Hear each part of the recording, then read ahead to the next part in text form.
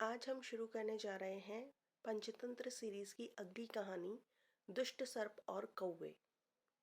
एक जंगल में एक बहुत पुराना बरगद का पेड़ था। उस पेड़ पर घोंसला बनाकर एक कौवा कौवी का जोड़ा रहता था। उसी पेड़ के खोखले तने में कहीं से आकर एक दुष्ट सर्प रहने लगा। हर वर्ष मौसम आने पर कौवी घोंसले में अंडे देती और दुष्ट सर्प मौका पाकर उनके घोंसले में जाकर अंडे खा जाता। एक बार कौवा और कौवी जल्दी भोजन पाकर शीघ्र ही लौट आए तो उन्होंने उस दुष्ट सर्प को अपने घोंसले में रखे अंडों पर झपटते देखा।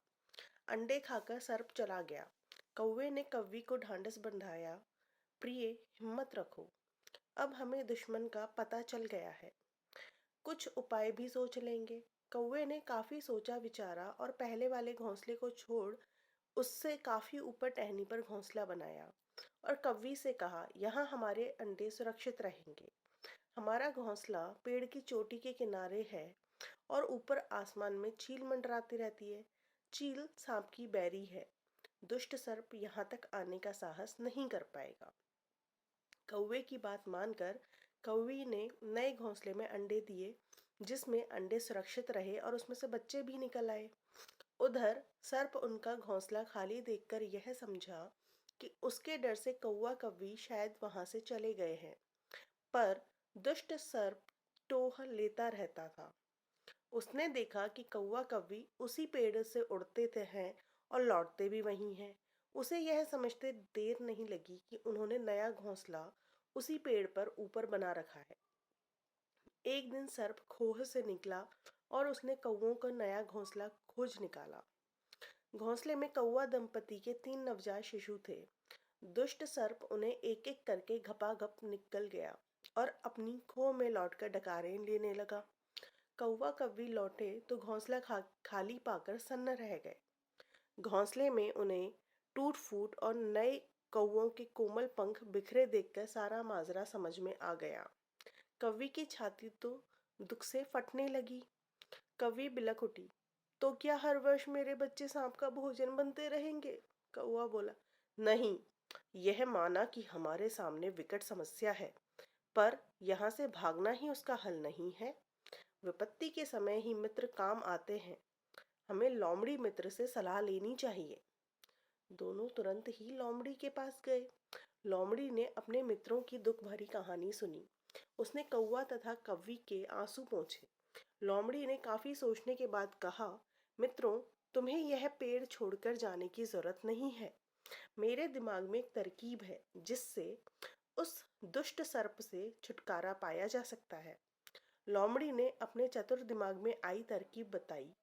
लोमड़ी की तरकीब सुनकर कौवा कौवी खुशी से उछल पड़े। उन्होंने लोमड़ी को धन्यवाद दिया और अपने घर लौट आए। अगले ही दिन योजना अमल में लानी थी। उसी वन में बहुत बड़ा सरोवर था। उसमें कमल और नरगिस के फूल खिले रहते थे। हर मंगलवार को उस प्रदेश की राजकुमारी अपनी सहेलियों के साथ वहां जल क्रीड़ा करने आती थी। उनके साथ अंगरक्षक तथा सैनिक भी आते थे। इस बार राजकुमारी आई और सरोवर में स्नान करने जल में उतरी तो योजना के अनुसार कौवा उड़ता हुआ वहां आया। उसने सरोवर तट पर राजकुमारी तथा उसकी सहेलियों द्वारा उतार कर रखे गए कपड़ों व आभूषणों पर नजर डाली। कपड़े के ऊपर राजकुमारी का प्रिय हीरे व मोतियों का विलक्षण हार रखा था। कवि ने राजकुमारी तथा सहेलियों का ध्यान अपनी ओर आकर्षित करने के लिए कांव कांव का शोर मचाया। जब सबकी नजर उसकी ओर घूमी तो कौवा राजकुमारी का हार चोंच में दबाकर ऊपर उड़ गया। सभी सहेलियां चीखी, देखो देखो, वह राजकुमारी का हार उठाकर ले जा रहा है। सैनिकों ने ऊपर देखा तो सचमुच एक कौवा हार लेकर धीरे धीरे उड़ता जा रहा था। सैनिक उसी दिशा में दौड़ने लगे। कौवा सैनिकों को अपने पीछे लगाकर धीरे धीरे उड़ता हुआ उसी पेड़ की ओर ले आया। जब सैनिक कुछ ही दूर रह गए तो कौवे ने राजकुमारी का हार इस प्रकार गिराया कि वह सांप वाले खोह के भीतर जा गिरा। सैनिक दौड़कर खोह के पास पहुंचे। उनके सरदार ने खोह के भीतर झांका तो उसे वहां हार और उसके पास ही एक काले सर्प को कुंडली मारे देखा। वह चिल्लाया, पीछे हटो, अंदर एक नाग है। सरदार ने खो के भीतर भाला मारा। सर्प घायल हुआ और फुफकारता हुआ बाहर निकला। जैसे ही वह बाहर आया, सैनिकों ने भालों से उसके टुकड़े टुकड़े कर डाले। तो हमें इस कहानी से यह सीख मिलती है कि सूझबूझ का उपयोग करके हम बड़ी से बड़ी ताकत और दुश्मन को हरा सकते हैं। बुद्धि का प्रयोग करके हर संकट का हल निकाला जा सकता है।